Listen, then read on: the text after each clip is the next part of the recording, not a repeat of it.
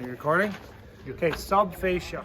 This is Sub-Fascia 101. We've got a video that talks a little bit about it, but I can use this as a pointer. These are the boards that are going to cap off our rafter tails, and they are going to form the edge of our roof, okay? This master hip right here, the 2x6, is where we want to build our layout from. That kind of drives and controls everything else. So what I have to know is, like, how far from here to the very end do I extend past? Because I'm going to start my layout from that master truss, and then wherever it runs out and meets in the middle there, I'm going to share it. So that number is, I happen to know, is 70 inches plus my 24 is another, that's 94 inches. So I'm going to safely, as far as running that out, I want to be at least 100 inches over from my layout point. So I'm going to pull 100 inches here and just make a mark. That's 8 feet past, which makes sense. So I want to be somewhere like in here to start safely. I am going to mark where I want my rafter tail to be, and X, and then I'm also going to mark the top side because that's what I'm going to be able to see and line up on. Okay, and from here I'm going to lay out 24 inches on center, because every rafter tail after that should hit 24 on center. So if I hook on to that mark, or Mace, you want to hold me on that line right there, then I'm marking 2 foot and Xing to the right, 4 foot, X to the right, 6 foot, and I'm not going to make 8 foot. So what I have to do with this last one is I have to split this. That rafter tail is going to share on 2 boards. This is going to get cut in half. So I'm actually going to come in close here. I've got 6 foot. I'm going to go 3/4 of an inch, and this is going to be my cut right here with the circular saw. This should be the center of the rafter tail, and that should be my cut, or that should be where I line up on. So just finish layout on this, and then we're going to go up there and see what it looks like. Okay, good. So Sub-Fascia part 2. So we're up on the edge here. We've got our layout. Take a look at this.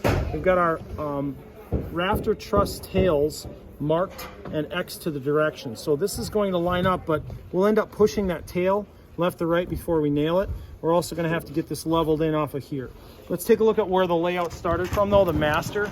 Take a look at this truss here, this big 2x6. This is our master hip. It drives everything else in the roof. It drives the layout of all the trusses going that way, and it hangs all of our hip trusses as well. So we start from here.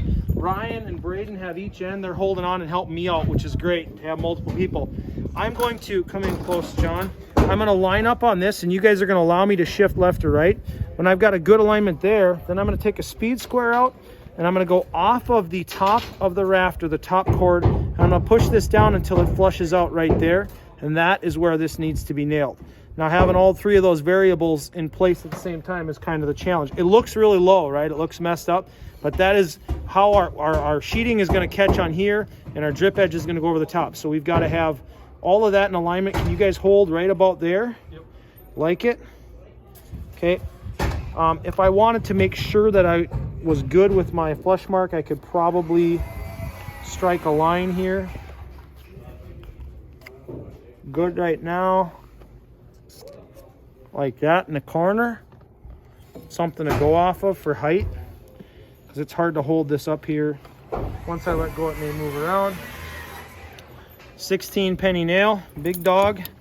We're going to go into the top portion here. I'll get that set. I want it going in the right way, straight, and then I'll go back to my reference line. Right there is good for height, and I'm aligned for layout as well.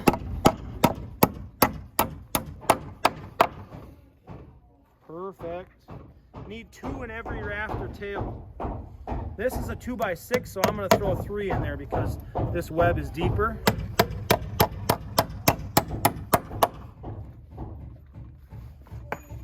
Heads up.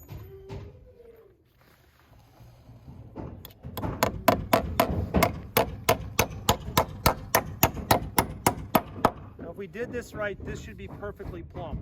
And this looks awesome. Blake did a great job cutting these tails. So we're good here. Now we just move down, and this is where we're going to manipulate these tails left or right if we need to. So come in from this angle if you can, John. Left or right, okay?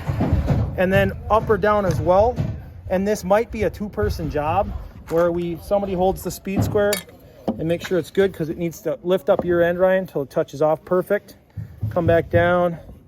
Good. And we are right on the line. That's great. So we nail it there. And we'll work down the line. The last thing I want to show you in this part is we'll have to jump over the barrier there, John. I'm going to set this before it moves into a friendlier wood zone. Okay, double check. This is how it goes. Touch off there, Ryan. Good. Layout's good.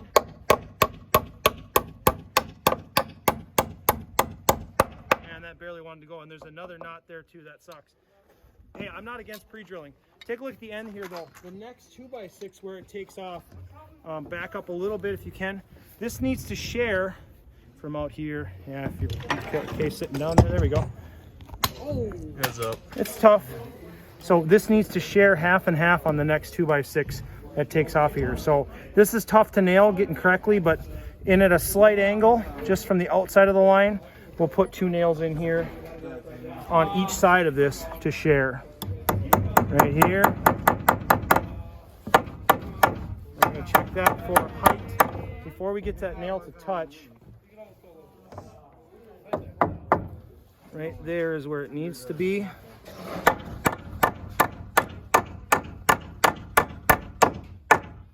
Down a little.